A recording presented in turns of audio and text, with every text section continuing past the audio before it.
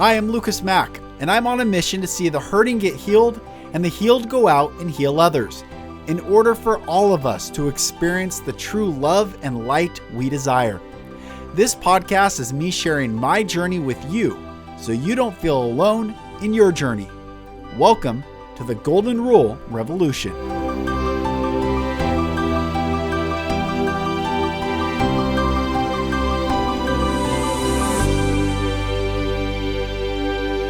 Hello, brothers and sisters, and welcome back to another episode of the Golden Rule Revolution. I hope you're well. I am Mack. Thank you for joining. Today, I'm excited to bring to you my brother, Trent Hogg, on the podcast. He shares an incredible story.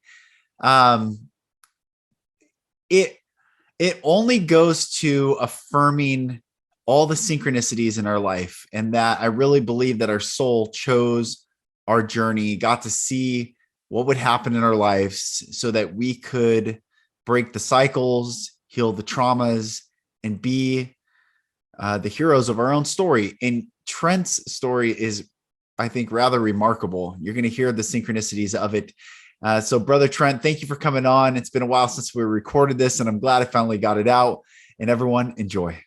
Well, my brother Trent, thank you for coming on the podcast. And again, thank you, Maya Lisa, for the introduction to Trent. And brother, when you and I talked, it was awesome. I felt like found a new brother in this world, and just connecting. And so thank you for coming on. Oh man, thanks for having me. I really, really appreciate the opportunity. Yes, thanks, Maya Lisa, for the connection. And I felt the exact same way. We just seemed to hit it off right off the bat, and no worries. They're like, oh my God, this and this and this. So it was really, really cool. Yep. That's cool. And I was, we talked, I don't know, was back in maybe November or something like that. And then, or no, it must have been October, or sometime. It could have been time runs together. Yeah, totally. And then it's like, oh, here we are. It felt like so far out that we booked it, but here we are recording. Yep. So I'm so glad we're doing it. No, I've been looking forward to it. Same, man. So share your story. I think so many people are going to relate to your story, and go ahead, brother, share your story for like growing up and what you experienced, and which led you to the work you're doing now with people healing. And well, sure. Yeah. I got to say though, real quick, I was watching one of your previous episodes with, the guy he was originally from Ireland. I can't think of his name. Oh yeah. Trev Carney. Yeah. Trev Carney, and the whole Catholicism thing and the Catholic talk or whatever. That resonated because I grew up the same way in those schools and everything. So that was another piece. That'll be another piece of the story as well. But no, I was like at the beginning. I was born like almost 2 months premature. So I was already ready to come and see the world. Just didn't know the world wasn't ready for me, or I wasn't ready for it, whichever one you want to call it. But when I was really young, I guess my parents divorced, and seeing I have with my mom for the majority of the time, seeing my biological father every other weekend. And it was like that until I was in the 6th grade. And then he gave up his rights to my brother and I. And my stepdad adopted my brother and I, still with my mom. And, that was like the greatest gift. But at the same time, when you're that young, you don't understand what that can turn into later, and what that looks like and what that represents. And that represented abandonment as I got older. Even though I lived the best life, with my stepdad and my mom, it was still those missing pieces and that kind of stuff. And then going off to college and everything. But there's so many pieces that are in between. Like, I don't know where you want me to start and where to begin. There's just so many pieces that are to it. Well, how old were you again when your dad left? I was in the 6th grade. So you remember that? I mean, what do you recalling looking back now? Obviously you've done so much work, but I mean, looking back now, did that create confusion? Did you understand what was going on back then? I understood, and I was a little confused, but I wasn't. It was just a matter of, okay, now I've got this life over here, and I was essentially like, I'll never see him again, or I can't see him until I'm 18. If I want to see him, then that's just legality of adoption, giving up rights and that kind of stuff. Because you get 18, you're adult, you can do whatever you want to do then. But no, it was bizarre. I mean, I would sit there at night and just kind of curious of like, how did this all come to be? What, Mm. you know, looking back now, it's, and having gone through some similar things of like divorce, this kind of stuff, it's not about the two anymore. Kids really don't care about the two anymore. It's about, you try to make it about the kid or Mm. your kids or whatever. And, you know, kind of just having that thought, you know, it's like, what leads someone to give up Mm. their own blood? And it happened that he was married and got divorced, remarried the same woman, and ended up like, I don't know if adopting her kids or whatever. Mm. So he gave like his own blood, you know, to be with this other woman who treated me like absolute shit Mm. growing up. And when they got together, I mean, she was a horrible, horrible person. Mm. And I still feel that way. She just, there's not a redeeming quality to her, in my opinion. Yeah. Yeah. So like I said, I mean, I had a good life overall, you know, growing up, and I got into golf. My stepdad got me into golf, and I had a natural talent for that. So that was just something that he and I could share. My mom got into it. So the three of us, my brother wasn't really into golf. He tried, but he'd get too frustrated and that kind of stuff. His thing was more tennis. So he kind of did his own thing. But, you know, my mom, my stepdad, and myself, we'd all go play golf. Mm. And that was just, I just remember those times of being so special. And Mm. they always will be special to me, because it was, I finally found something I was good at. I didn't feel that abandonment piece. I didn't feel any kind of rejection. It was just like I fit. And that's a very Mm. solitary sport at the same time. So the times I would walk, you know, I just kind of reflected on just being outside and my life, and like, you know, all right, you know, this is awesome. Mm. Um, and then when I got into the 8th grade, my stepdad got sick. He got diagnosed with pancreatic cancer, and I believe it took only 7 months for him, you know, from diagnosis to death. Mm. And that turned my entire world upside down. I Mm. was, up to that point, I was a pretty easygoing kid, kind of happy-go-lucky. I've always been like an emotional type dude. Mm. You know, I feel a lot of things and taken a lot of things. And, you know, my mom and my brother would always be like, oh, here he goes. He's on his soapbox. He's, oh God, you know, drama. Uh-huh. I'm like, it's not like that. It's just how I feel, but Yeah. you don't feel the same things I feel. So, you know, I guess I can't hold it against him too much. But no, he ended up passing away. And like I said, it turned me into a very angry person in high Mm. school. It was my freshman year in high school. And that's already a tough transition for anybody. Right. And I'm in an all boys Catholic high school. And so it's already every man for himself. I Yeah. had my friends and that kind of stuff, but no one else that I knew was going through what I was going through. Mm. And so I was very angry. And then I started getting, I was at a party one night with a good friend of mine at the time, and they had, you know, everyone's drinking, carrying on, but there was another crowd that went up on his second floor and started smoking weed. Mm. And they were like, hey man, you want to join us? And I was like, yeah, sure. And so I turned to that.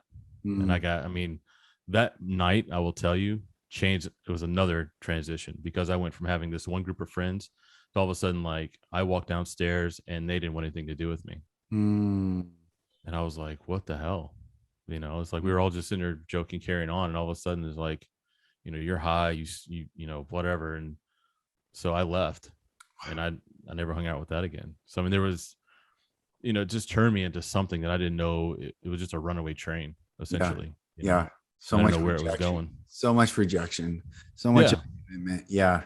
So much judgment. Yeah. That's a good way to put it. Yeah. Hmm.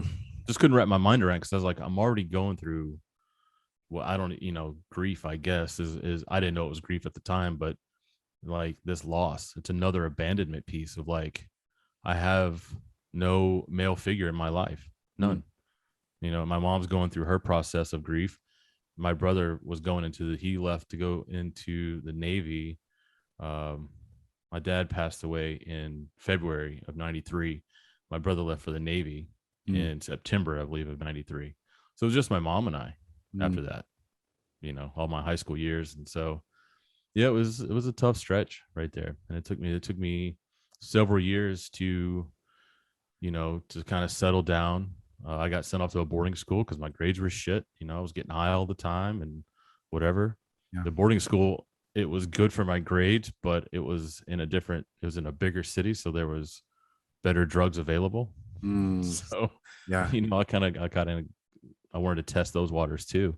Yeah. Um, and there's times that I look back and I'm probably lucky to be alive from that, Mm. from all those years.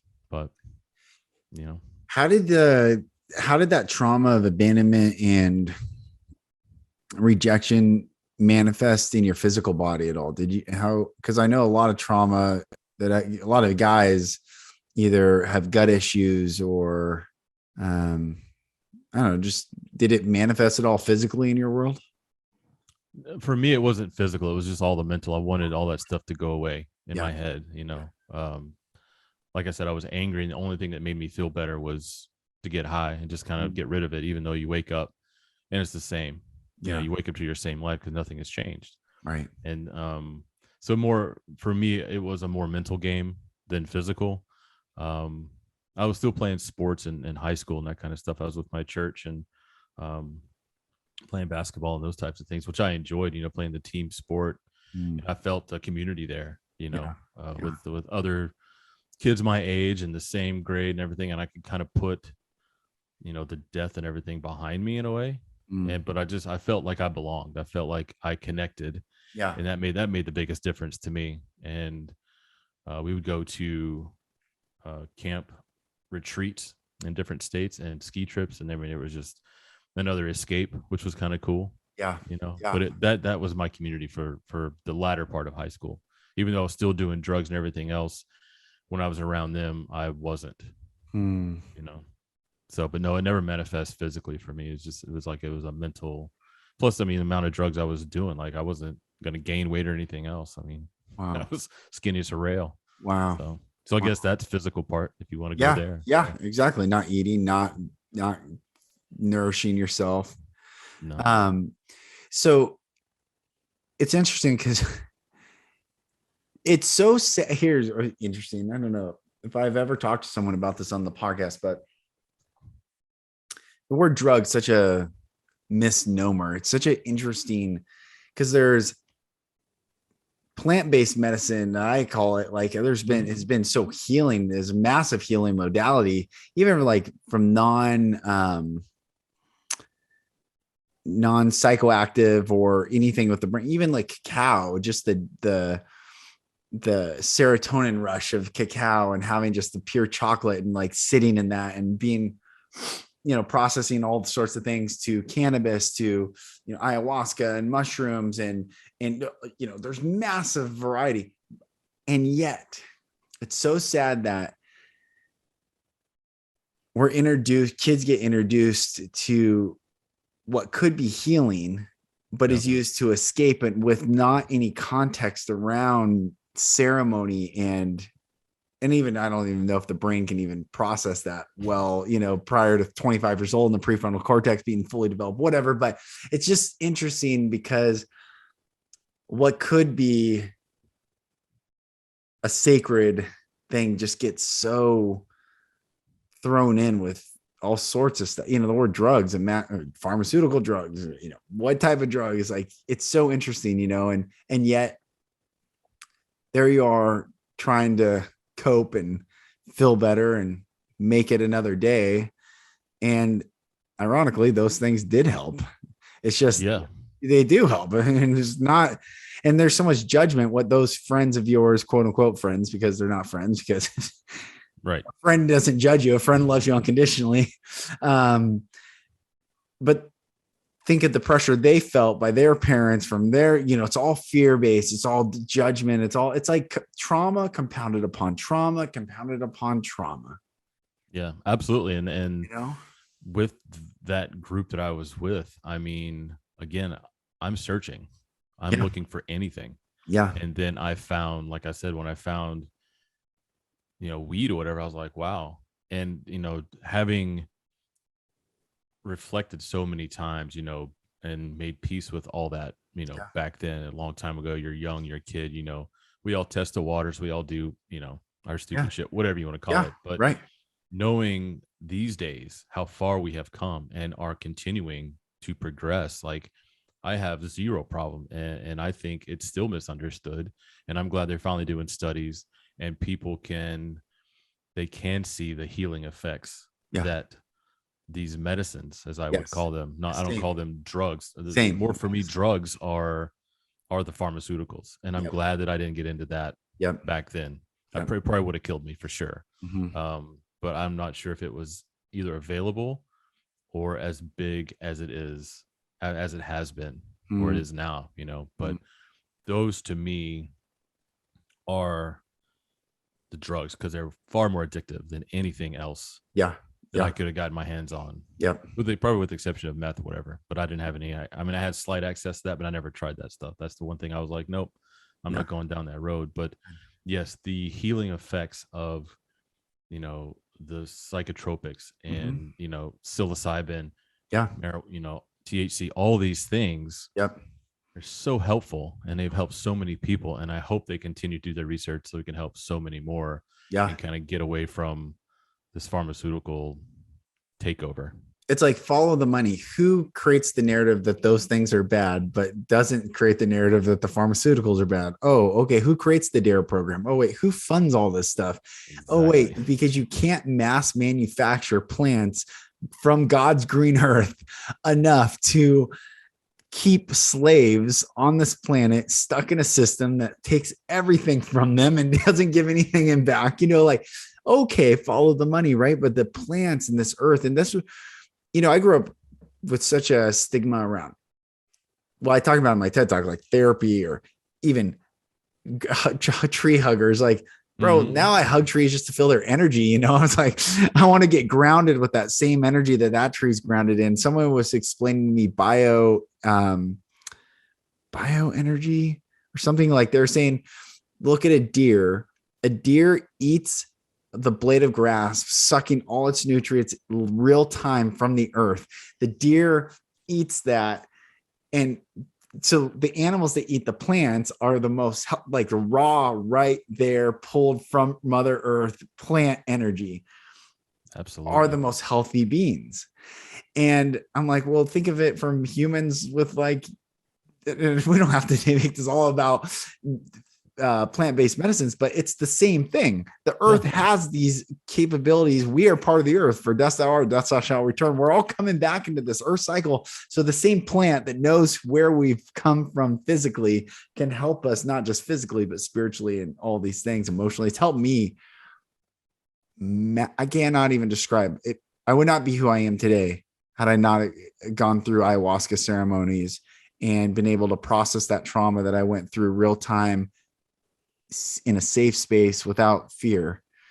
And then cannabis to be able to really just learn how to have fun again and be a kid again. That's been the biggest thing, is for me to like laugh again and not be so serious. I was so serious, just like, I gotta find the answers to all of the universe. I gotta just grinding, like, bro, just chill and have some fun and laugh, enjoy, like those. And then the stigmas that media says, like, just non-inhibited, no ambition. Well, what type of trauma is the person that's experiencing that maybe coming from? How about that? How about we talk about the trauma versus like the result of the, so there's so much to this. So I'm glad we're talking about this, because I think absolutely. I think it's emerging, but it's yet to fully break through, like a clear delineation between what the earth provides, what God created. And people say, well, God created thorns and, poisonous plants. Yeah. So you don't take for granted the good, because 100%. If everything was good, you would take for granted. So we got to be intentional, and we got to be aware, and we got to still be good stewards. However, this earth can take care of us way better than the authority figures of all sorts of, all sorts of stuff. So anyway, I'm so glad to hear your story about that. And so where did that lead you? So you're coming out of high school, and then from where did you go from there? From the high school, let's see, my junior year I was in a boarding school. So senior year, I decided to come back and graduate with my friends that I had made. And where was this? Where did you grow up? In Arkansas. I'm from Little Rock, Arkansas. Yep. And I'd made a kind of a new set of friends along the way. And, we were kind of back, they were still kind of doing the weed thing, which, by then I wasn't using it for other than just, like you said, just having a good time, Yeah. and trying to find my own answers, because it was like being a small kid again. You just sit there, you laugh about the stupidest thing, and it's like, it feels good. Yeah, it does. Yeah. It just really does. And also, going back real quick, like the answers that you're like, I have to find these answers. When you're in those other states, you usually do find some answers. Exactly. Which is kind of cool. Exactly. And it's almost like falling asleep. Like if you try to fall asleep, you can't fall asleep. Viktor Frankl writes about this in Man's Search for Meaning. He's like, if you seek love, you'll never find love. When you just relax and let love find you, you'll fall in love. You can't, it's just like, you can't force yourself to sleep. You have to let sleep find you. Yeah. It's the same thing with these answers. Like, I could never string together the consciousness that I was able to figure out, like a non-randomness, just clear, connected truths, way broader than had I like intentionally like, okay, this goes to this and how this is like, that stuff's exhausting. But when you just sit and relax into it and just be, it's like, oh. And we can get there in the face. Yeah, it's staring. It's as obvious as day. And we can get there in meditation and breath work and all sorts of different modalities. And like you said, it comes in a very effervescent, just easy way. It just is. It's like, oh, I'm there. I am. It is. Together we are. It's really cool. Yeah, here we are. Here we are. Oh, it's great. So yeah, I mean, let's see. I moved down to Florida, the Tampa area. Went to St. Louis University for my undergrad, and I started off as a biology major, and I was there for 2.5 years trying to get through this bio stuff, and we got into genetics, and I'm like, no, I can't do that stuff anymore. Like, I can see all the zoologies and the botanies and the labs and all this kind of stuff, but genetics was too much for me, and so I was like, I gotta pivot here. And so I got into I switched over to political science and criminology, and so I graduated with a political science bachelor's. And some of the things that happened in college too was some more like abandonment stuff. I had a group of friends that I thought were pretty cool, and all of a sudden there was one night and a switch got flipped, and I'm like, I don't even know what the hell happened. And so it was just kind of meandering through some of that and not really paying much attention to that anymore, just kind of wanting to get out of college and move on. And so I get out of college and I move up to Charlotte, North Carolina, and I worked for corporate Meineke for a little while, and it was traveling all over the country. And I was only home 1 week a month for several months. And I was like, that's just a lot to do. Yeah. And so we got out of that, moved back down here, back down to Florida, and started working for a large corporate, a financial corporation down here, and just kind of just having a job is basically, because my mom would say, you just got to get a job, get a job. I'm like, okay, you're young and everything, you're fresh out of college, you got to get a job, you got to get on your feet, right? So I was doing that stuff, and then back then I loved to have my back cracked, and so I would lay on the floor, and my girlfriend, who was become my wife eventually, she would just push on my back. And I remember that this one night I had this lump in my left side. It was just kind of a weird sensation. And so I went to work the next day, and the next day, a couple weeks go by and it was still there. And so I finally told her about it. And she's a nurse. And so she was like, well, let's get you an appointment to see the doctor and figure out what's going on. And that was around April of 2003. And I just been accepted into a graduate program in DC, my graduate program for forensic psychology. And so I was super stoked. I'm like, hell yeah, moving to DC. Wow. That's like a massive place of opportunity, to make a life and that kind of thing. So go to my doctor's appointment, and this was in May of 2003, May 23rd, 2003, and drew my blood, asked what was going on, got some scans, came back.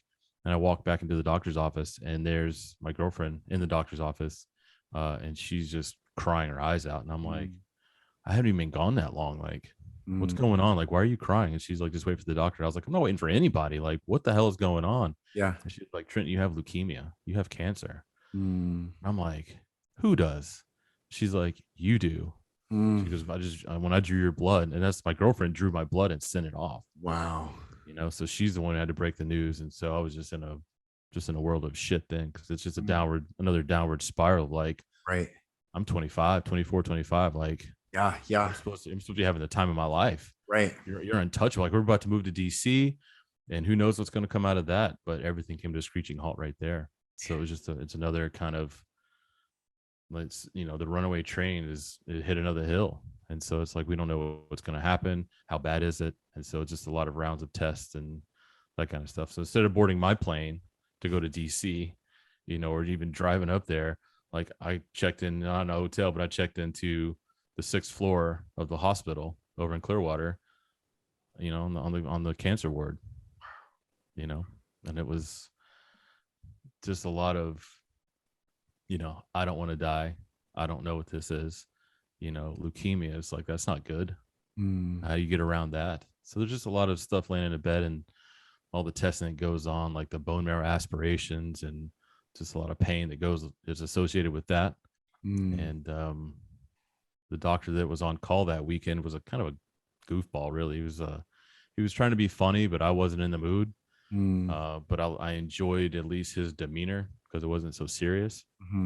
And so I kept going to him for my appointments, and he ended up being a real dick, and ended up losing his license after a while because of, I don't know if it was malpractice or so many HIPAA violations and everything else. But he just ended up being a real ass. And we would go for my mom would come down a lot, to see me and check in on me. And so she would go to the appointments with me. And he used to work out in Seattle at the Seattle Cancer Care Alliance, and Fred Hutchinson and everything else. And so he was saying, yes, that's where they developed, that's where the first bone marrow transplants were taking place. I worked out there in the 80s. I wouldn't wish one of those upon my worst enemy. It's a crapshoot at best, all these types of things. Jeez. And so he goes, but that's the only chance for a cure. But I'm not recommending that. We're going to go through these regimens of chemo, this regimen, when he gets to a certain stage, which there was 3 stages to the leukemia that I had. And I'm like, I was so confused. It's like, well, I don't want to get past where I am right now. Like, if we can stop it now, let's stop it now if I have a better chance. Yeah. And so one really bad appointment, he was yelling at my mom, and my brother was there. I think he was there. Maybe not. I think it's just my mom. And, he slams his binder down, and we were like, that's it. You're not going back to him. And so I ended up going to a different doctor. And back up real quick, he had done, I think, 3 or 4 total bone marrow biopsies on me. And I saw him out at a restaurant one night, and he was like, hey, celebrate tonight. Your numbers look good. Looks like the drugs are working. Because I was on the latest and greatest oral chemo at the time. It's called Gleevec, and it worked for 90% of the population, puts them in remission. And I was like, awesome. I don't have to go, my hair's not falling. I don't have I don't have a port or anything. I'm not going through that kind of a chemo. And so he's like, yeah, everything's working. So anyway, fast forward, go to a different doctor. He wants to get my levels as they are now, does a bone marrow biopsy, draws my blood and everything, comes back and says, nothing has changed since you were diagnosed. It's the exact same. And he goes, so this isn't working. Some part of the 10% that it's not working on. He goes, so the only option you have for a cure is a bone marrow transplant. So go get on the registry. Go, let's start testing your family members. Let's start everything. And so it was, calling with and coordinating with Seattle and everything else. And my brother got tested, mama got tested. I think my aunt, uncle, everyone got tested. No one was a perfect match for me. And I was on the registry, and they narrowed it down to 10 perfect matches for me, but they were going to narrow it down further to get, the 1 or 2 that could really, and then go all in on testing these individuals. And so I remember I had called for my weekly appointment with Greg up there. His name was Greg. How I remember that, I don't know. But he was like, we have all these numbers narrowed down. But before we do this, do you have any person on your paternal side that could go get tested to see if they're a match, just before we go all in on this other stuff? And I was like, I don't know. I'd have to call him. I'd have to talk to my biological father and get that information. They're like, what do you mean? Talk to your dad's dead. And I'm like, no, no, no. I was like, my biological father is very much alive. My stepdad, unfortunately, is the one who passed away. Mm. And he was, I'll never forget that silence. He was like, oh my God. He goes, you have to get in contact with him. Do you know how to get in touch with him? The way your familial study goes, he will be a perfect match for you. And there's only a 3% chance that could ever happen because you're half your mom, you're half your dad. So it's like you can't be a perfect match for your offspring, but he was. And so got off the phone with that, called my mom. I was like, are you sitting down? Like, you're not going to believe this. Wow. Yeah. So we got on the phone with him, and that's a whole nother story. Had to, get him tested, and he got tested and everything else, but he didn't want to go out to Seattle on his own dime to have to get tested further, to draw the cells, everything else. So we had to kind of my mom floated his way out there. Mm-hmm. But he was a match. Perfect match. He was a perfect match. I had the cells done, and there was one afternoon that I was in one of the little cubes, I'll call it, with the little curtain. Curtain was open. They just got finished drawing my blood, and I kind of heard some people coming toward me, and just kind of, he moved right in front of where I was, and he just stopped and like looked, and he was like, "Son," and I was like, "It's just a bizarre meeting." Yeah. I haven't seen this human in years. Last time I saw him, I was in the 6th grade. Here I am, 25 years old. Wow. So a lot of time has passed. I mean, it's like, close to 16 years or something like that. And Yeah. I'm like, hey, what's going on? And so he walks up to me, gives me a hug, and then he kind of like backs away, he's looking at me. And it still cracks me up that the first thing he said after that was, what are in your ears? Because I wear earrings. I have 2 earrings. And he's like, what's in your ears? And I'm like, does it really matter? Yeah. I have a fucking hole in my head right now. I mean, what are you concerned with with small things, these small details? Right. And so we had a conversation, and then his wife was behind him, and she gave me a hug, and that was another very bizarre situation. But yeah, going for my transplant, they give me, it was 3 days of oral chemo over a weekend. To start on a Friday, Saturday. I kept getting my levels adjusted, go back, check into the hospital that Monday, 2 days of IV chemo, like heavy, to kill everything. Like everything is gone, is getting killed in me. And they gave me a day of rest on that Wednesday, and that Thursday, November 18th, I got those stem cells. And then I went into forget everything mode, because I don't remember anything for days on end. Come to, and yeah. So it's been 17 years now since then. Yeah. So this man who abandoned you, Mm-hmm. who left you, Mm-hmm. was the only one who could save you. That's wild. That was a perfect match that gave me the least amount of reaction. Like there's they call it graft versus host disease, where the cells find U4 and they start attacking your body. And so I was on high doses of anti-rejection drugs and this kind of stuff. A lot of medication to keep me going. Yeah. But yeah, you just sit there and watch your numbers plummet, and then you watch them. You just wait for days and just let them, draw your blood, and they you just see them ticking up, and then you wait.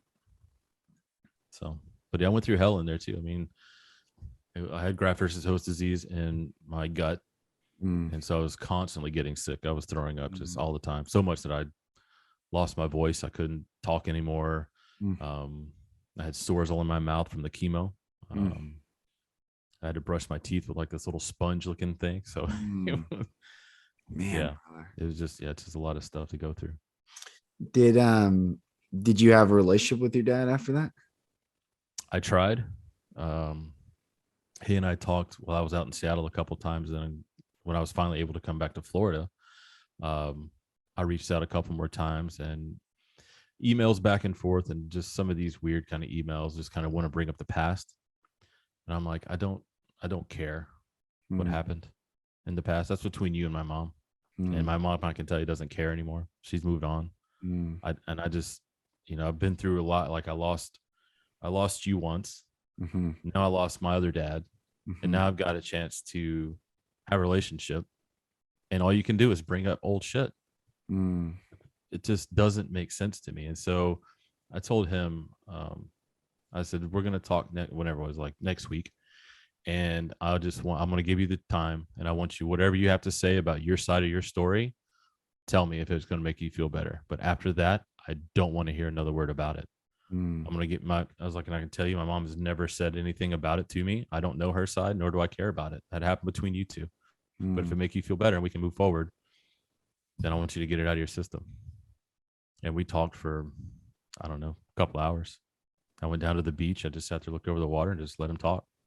On the phone or in person? Over the phone, because he was still in Arkansas. Yeah. My brother had already had his, said his piece to him or whatever, and kind of dismissed him that way. But I was going to give him a chance, and we talked another time or two after that, and he couldn't.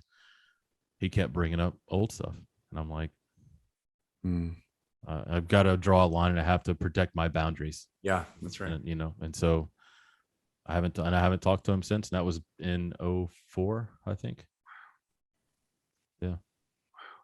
2004, early 2005, maybe. No, 2004 for sure. That was the last time. But so, yeah. No, I don't mean to cut you off, brother. No, you're fine. And I was done. It was just like, that was it. Yeah. Well, what I was going to say, or what I am saying is, so how long from those conversations to when you became a father yourself, and what was that like when all of a sudden you became a father, and what did that bring up in your self and your world? Oh man. I was 26 when all that happened, 25, 26, kind of dismissing, all that. And then my son was born when I was 33. Yeah, because he's 10. And so he was born when I was 33. And that moment changed everything. It's one of those things that I've tried to describe to people. And unless you have had your own kid and you've been in that presence of that kid coming out, however he's coming out, or she. Yeah. It's one thing to see it on the ultrasounds and that kind of stuff. When that little human comes out, I was a mess, just a mess, beside myself. I mean, as if you thought I'd lost my best friend. Just couldn't get it. Just couldn't contain the emotion of it all, because it just meant so much. Yeah, to see him finally, and I was able to cut the cord and all this kind of stuff, and just to see that miracle, that beauty of a little human. Scary at the same time, because now you're responsible for something that you don't even know the responsibility of. It's so massive. Yeah. Because I mean, they didn't know from a transplant, they don't know the damage that it's going to do to your reproductive system. So we had to do all the banking and all that kind of stuff prior to. And so we went through all these tries, and then finally one took, and it was him. So that's amazing, brother. Oh, it truly is, because now that he smarts off to him, I'm like, do you know what I had? No, let me tell you about the past. He's like, I don't want to hear about the past. Like, wait a minute. This is a cycle I've seen before. Exactly. It's like, man, if you bring up the past moment. Oh my gosh. So, I mean, I can just see all that trauma, all the trauma bonds of father, son, and you then becoming that father in that moment and seeing the little boy, and also probably grieve somewhere. Your inner child was grieving that you're now the father and there's the son, but you're also wanting that father that you are going to step into becoming, and wishing there's probably grief, even though it's probably, veiled with the joy of having the baby. There's probably there's a lot in there. There's trauma. There's a lot of stuff in that. Absolutely. Yeah, for sure. And it was one of those things, like once I could process again, you know, maybe like 4 days, whatever, you know, when you finally get a clear head, but you're still tired as hell because you're a new parent. So it just dominated. You can finally have, when you have finally get a moment of clarity and you kind of reflect and think about it. It came to me of like, I would like to try to find anyone to take this kid away from me, or even mention it, of what I would do to them if anyone tried to take my child away from me for any reason. Yeah. And for someone, and that's what it was. It was like for someone to be able to give someone else that's you, half of you, a piece of you, to give that up. Yeah. That was that reflection. Like I dare you to try to take this kid away from me, you know? Yeah. But because it's a bond like I have never felt before. It's just there. And I'm like, that father, son, father, daughter, whatever. Yeah. Bond. Right. I mean, it's like, I didn't know up until that point what it truly felt like to say, I would happily lay my life down for this little person right here. Yes. Man, it gives me chills. Yes. You know, it's unless you have that, unless you've experienced that, the birth and everything else. And we've all been through trauma. There's not one person on this earth right now that's not been through some sort of trauma. That's right. That's right. And so to have your whole world in front of you, you know, you just give them everything. They don't know that, but right. You know, right. But you do.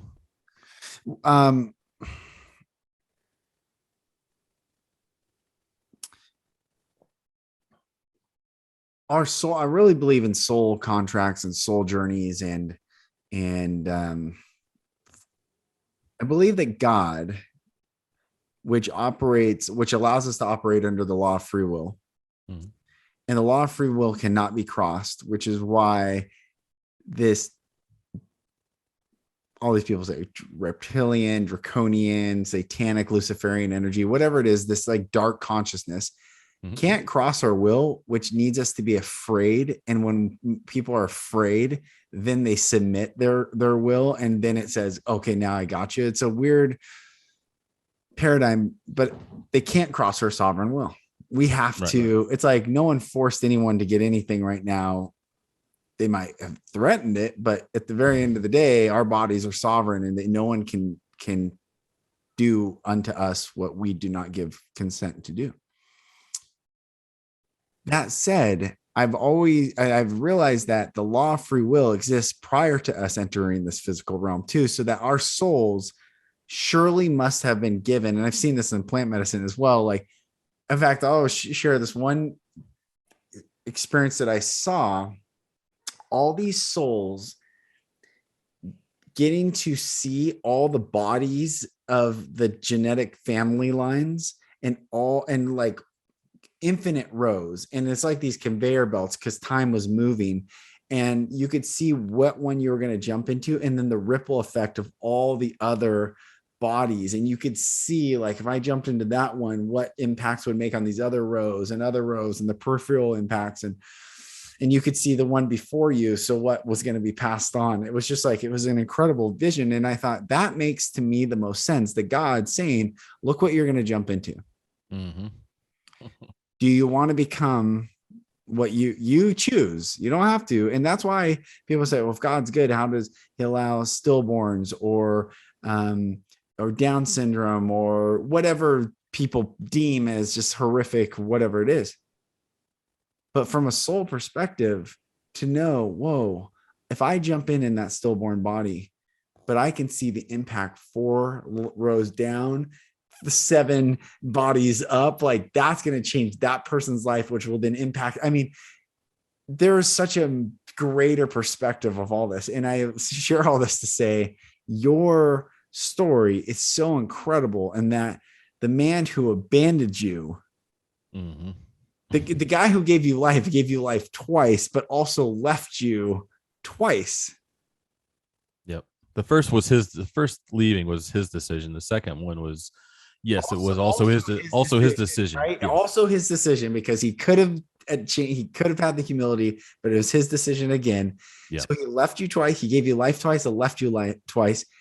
And you wouldn't be who you are. This beautiful, gentle. You're definitely an empathic being.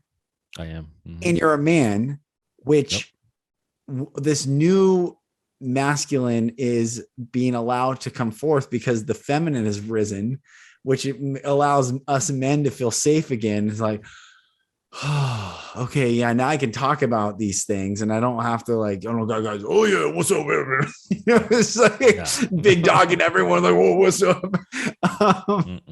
All a facade right there. All a facade, all just wounded masculine, all that stuff. So I'm just struck by the intentionality of your story and also the amazingness of it. From the human perspective, it's just such a mind blower, but also like from that soul perspective, what an incredible story that you jumped into. It's incredible, like truly, and you had a son, not a daughter. Right. Yeah. Like that also, you could have had a daughter and that would have been a different dynamic, but you chose to bring into your world essentially you healing you. It's just amazing. I'm blown away by all this. Yeah, it really is. And I mean, and your stepdad died, your adoptive father dies like that. How many? I mean, there's just that was another thing that just struck me. Not the biological father that you probably wished had died, the one you loved died. Yep. It's amazing. It's a wild story, brother. It is wild. And I'm glad, I mean, to that degree that he didn't pass away. My biological father didn't pass away. Yeah. It sucks. And it makes me still very sad. You know, people that lose their loved ones, and, you know, all through, you know, since I lost him, and anyone else who's lost a parent, I'm like, especially their dad, you know, I'm like, I get it. I lost mine a long time ago. I know what that feels like. I know one down deep what that does. And, you know, people who lose people, and it's just like people telling them it's time to get over it. It's time to move on. And I'm like, the audacity that people have, it's like, there is no timeline for grief. There never will be. It's a roller coaster, but you have to acknowledge each stage and give it its due respect in order to move you forward. Things don't get better. They just get different. Yeah. I mean, that's just how I've always seen it since all that stuff. Like, nothing will ever be the same. It will be different. Good, bad. You know, you're still gonna have your good days. You have your bad days. I mean, that's okay. Yeah. Just acknowledge that time and give yourself the space to be there. It's okay. And if no one tells you it's okay, I'm here on your podcast to tell everyone, and you will tell them the same thing. It's okay. It's okay. Feel that. You know? Oh, brother, it is. It feel the yeah. And I am an empath. I am. As a matter of fact, like growing my business and everything, taking different strengths assessment, you know, not the Facebook kind, that kind of stuff. Like, right. But it actually came like my number one strength, and I never realized it was a strength, but my number one strength is empathy. And that was very powerful to know. It's like, well, I've always been like this, but it kind of gives you a different level of permission to step into it. Yes. If that makes sense. 100%. Like Strength Finders. Was it Strength Finders that you took, or it was the Clifton strengths? Yeah. 2.0. Yeah. Strength. Yeah. Dude, that's so cool. When I had my company, every finalist, or a couple, if I had more than one, but every person that was a finalist before I hired them and made them an offer, I'd buy them the Clifton 2.0 Strength Finder 2.0 book and send it to them, and I'd read their strengths. And it's so I think knowing that is part of self-love, for sure, because it's a strength, and your empathy is a strength. And it's not like, oh, why are you so emotional? Why don't you tough it up or suck it up? It's like, no, this is beautiful. Like, if you didn't exist, the world's less beautiful. If you didn't step into your power, the world's less beautiful. It just simply is. Yeah. And just to know you have that energy, especially in the empathy realm, to have that kind of, I call it, it's just another power. My vulnerability has always been a superpower for me that I've always felt. Like, there's power in vulnerability. And a lot of people 100%. They don't feel that, or they don't understand it, or they don't want They're too afraid to see acknowledge it. Yep, exactly. But it's like, I know where, it's the cliche if I wear my heart on my sleeve, but I do. I don't know how else to be, nor do I want to be anything else, Right. I got to be me because everybody else turned the job down, thankfully, That's right. That's right. Well, this leads me into, in this last bit of the podcast, like what you're doing right now with the bucket list and coaching and the experiences you're creating, like share that, like how you got into that and what you're doing right now to serve and make this world a more beautiful place. Oh, for sure. Yeah. What I do now, I've overhauled my coaching stuff, and I don't, the coach, everyone says they're a coach, but what I do, I just tell people, like, I provide space for men who are unsatisfied with their life to create their own path. And it's designed by them where they're able to live life on their own terms without sacrificing their own values and or their families. And that's what I want it to be. Just provide that space because I find that very important. Yeah. And so in doing that, it's the biggest piece of it is permission. Give yourself permission. Yes. You know, and I tell my son this, and I tell anyone that I come across, I was like, look, I'm going to try to make this as easy as possible for you. This life thing, from what I've gathered, you can have 5 options in front of you, but everything comes down to 2 choices and 1 decision. Always. It's how it's always been for me anyway. And I see it out there, in the world a lot. Your 2 choices, your decision. Whatever you decide, that little voice, whatever you decide, whichever path, you have to be able to live with those consequences. That's it. 2 choices, 1 decision, but live with those consequences, good, bad, or indifferent. But if you just, know yourself, give yourself permission to know yourself, and you just move with that. And so the bucket list stuff kind of came around. I was just looking for different things and just kind of having fun looking online for jobs, whatever, just seeing what was out there because I hadn't looked for a job in a long time. And I came across this bucket list stuff. This guy down in Australia, the bucket list guy, love him to death. I absolutely love the guy. And it's got certified as a bucket list coach. And so we have a blueprint. It's called My Bucket List. Each one of those letters represents something we make a meaningful and holistic bucket list out of. Cool. And it's just living life on your terms. And so one of the things on the presentation, and this is really for anything, there's a rectangle. It's full of 80 squares. 1 square is a year of your life. Average lifespan's 80 years, give or take. So you see that, color in the squares of how many years you've been on this earth and see how many are left. I take it a step further and I go down at the bottom, color in 4, because you spend 4 years of your life on average sleeping. So you're not even conscious really of living your life. You're sleeping. You have to sleep and get it, but it also takes up time. Yeah. So now how many years do you have left and what are you going to do with those years? But that goes for I picked men for my quote unquote coaching program to provide space for them. Because some of the groups I'm like, men are hurting right now. It's for anybody. I'll take anybody on. If you want help, I'll take anybody on. It doesn't matter. But I concentrate on men because they're not the most vulnerable part of the population. No. But if I can give them that safe space to be that way, and it makes their life better, and if they have a son, a daughter, 2 sons, 2 whatever, and they're ready to kill themselves and abandon everyone. And if I can do something about that, I'm going to do it. So important, brother. When you and I first were talking, I was telling you, I believe when men heal, the world heals. And I was going to do this TED talk. It's supposed to come up in February with Maya Lisa and the TEDx for Rexburg, but we're having baby number 4. So I couldn't, and I turned it down. But the working title was the Me Too movement, Us Too, Pain is Pain. And the whole premise of it was, yes, we had this Me Too movement where women finally got a voice to express the pain and the trauma that they had experienced at the hands of men. Yep.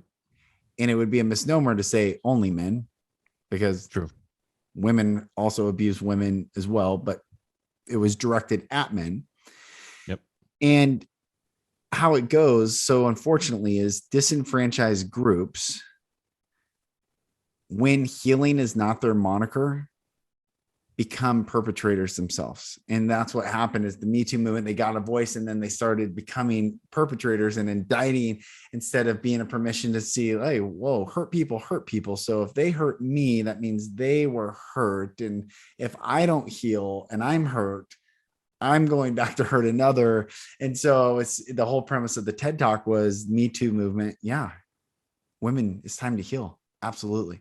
100%. Us too, movement, men. Absolutely. It's time to find the courage to say it and break your family ties. It doesn't matter what name you come from, who your parents are, how much money you did or did not have. None of it. Are you free? And that's what it's about. It's just freedom and breaking those generational, I like, they say generational cycles or trauma bonds, but I really do like the religious narrative when it says generational curse. Hell yeah, we're cursing the generation beyond us if we don't break the chains. And this is what's so beautiful about your work. And I'm so glad you're on here. I'm so glad you're doing the work that you're doing. Because I say the purest form of accountability is saying the pain stops with me. Yeah. Stops with me. It stopped with you. It's stopping. And it's still like stuff comes up. I was just sharing my wife, like, I'm still learning because my kids are getting older and there's new things. And I'm like, oh, this popped up. I'm like, oh, I didn't experience that. And yet instead of being like, well, blaming or this or going to the past, or it's like, I got more to work on. I got more to face. I got more to release. I got more to be courageous and tell the truth to myself and to whoever needs to be told the truth. And just being a blessing and not a curse. And I know those are religious words, but it just seems so fitting in this day and age where everyone doesn't want to say these religious words, even though I don't like religion. I left it, but there's some really poignant words that really need to be said. We are cursing the generations beyond us and each other. Men are cursing women. Women are cursing men. We're all cursing each other if we don't heal. So I'm so happy, brother. You're doing what you're doing. It's everything. It's everything. And everyone listening, please, I will put Trent's information. I hope everyone signs up for Trent's coaching and just being around this brother. And you can hear his gentle soul and his beautiful heart. And it just makes me feel better listening to you. I'm like, oh man, yeah. No, I appreciate what you're doing, and like you and I were saying at the beginning of all this, when you and I first started talking, I mean, I felt an immediate connection to you, and it's just one of those like, I have to keep talking to this guy. It's like I just met him, but I mean, your story is incredible. It's like I can feel that just even through a phone screen, and a computer screen or whatever, whatever we would be talking about. It's like I can feel it. Because you've been through some stuff. Yeah. I've been through some stuff, and we've all been on our healing thing. And even for us, as I relate it to the Me Too and the movements that have been happening, to a boat or a kayak or whatever, if one side's rowing harder than another, you're just going in a circle. We gotta move this thing together. Dude, that's so good. Sometimes you're going to have one side row harder than another to get around whatever obstacle is there. But you have to come back together and go that forward direction together. It's not one or the other. But you're just going in a damn circle. That's right. Dude, that's such a beautiful analogy. That is such a beautiful. Yes. Man, brother. Yeah. So I'll tell you, I love you. I really love you, brother. You're such a beautiful soul and a beautiful man, and dude, and now I'm a little closer to you, so we'll have to, Absolutely. We're gonna drive out to Florida, and we're gonna go. My wife's brother and my brother-in-law and sister-in-law live over there, so we're gonna come. You and I will connect in person, and then I just have to warn the audience: when Trent and I give each other a hug, you might feel the energy explode. It's gonna be like one of those superpower movies. Exactly. It's true. And I actually have family over in the Dallas area. Oh, awesome. And I miss them, and I'd love to see them. And I'm making my plans to do all that. Awesome. In the upcoming future for sure. Oh man. Awesome, brother. Let's wrap with just how can people find you, connect with you, and support you? My website is just my name, TrentHogg.com. Trent Hogg or Trent at bucketlistcoach.com is my email address. Either one of those. But yeah, TrentHogg.com has all my stuff on it. Find me, Facebook, whatever social media, I'm there. Just awesome. Reach out however you want to. Like I'm available. Beautiful. And I'll put those in the show notes, and thank you, brother. God bless you. Seriously, God bless you. And Merry Christmas. I think this is going to be released after Christmas, but Merry Christmas to you, brother. Merry Christmas to you too. Appreciate that. It feels good saying it down here. I've come to, I was talking to these kids. I was like, do they call it winter break or Christmas break? They all looked at me like, it's Christmas break. I was like, man, I am glad that Christmas. It feels good. It feels good to say that. Hey, Merry Christmas and thank you for everything you're doing, brother. And God bless you. And we'll keep rocking it. Absolutely. No, thank you. I really, really appreciate it. And like you said, I do love you. I love you like a brother, man. I do. It's awesome. I'm so happy to connect with you. Thanks. I receive it, brother. I receive it. And same to you. And thank you. Thank you, brother. Well, I told you there were so many synchronicities. And brother Trent, thank you again for sharing your story. Thank you for your vulnerability, your openness, and your beautiful journey.